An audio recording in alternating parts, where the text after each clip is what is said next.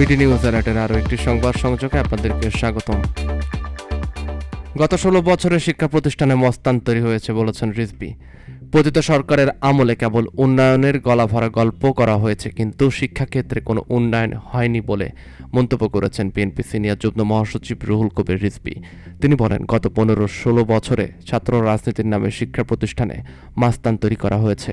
রোববার 5 অক্টোবর গুলশানে বিএনপি চেয়ারপারসনের কার্যালয়ে আমরা বিএনপি পরিবার আয়োজিত এক অনুষ্ঠানে তিনি এসব কথা বলেন।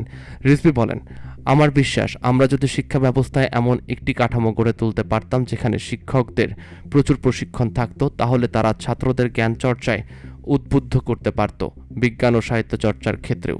কিন্তু বিগত সময়ে প্রশিক্ষণের সুযোগ তৈরি হয়নি, শুধু লোক দেখানো কাজ করা হয়েছে। তিনি আরও বলেন, আমরা একটি দুঃসহ পরিস্থিতি পার করে এসেছি। এখন সেই স্বপ্ন পূরণ করতে হবে। যারা রেসিং কার তৈরি করছে তাদের মননের মধ্য দিয়ে যে স্বপ্ন রয়েছে সেটি বাস্তবায়ন হলে তাহলেই এই দেশ সমৃদ্ধশালী হবে। অনুষ্ঠানে বিএনপির ভারপ্রাপ্ত চেয়ারম্যান তারেক রহমানের পক্ষ থেকে Islamic university of technology IEUT এর রেসিং কার নির্মাণে যুক্ত শিক্ষার্থীদের সহযোগিতা দেওয়া হয়। এ সময় শিক্ষার্থীরা তাদের প্রকল্পের বিভিন্ন দিক তুলে ধরেন এবং ভবিষ্যৎ পরিকল্পনা তুলে ধরেন। পরে অতিথিরা তাদের হাতে সম্মাননা স্মারক তুলে দেন।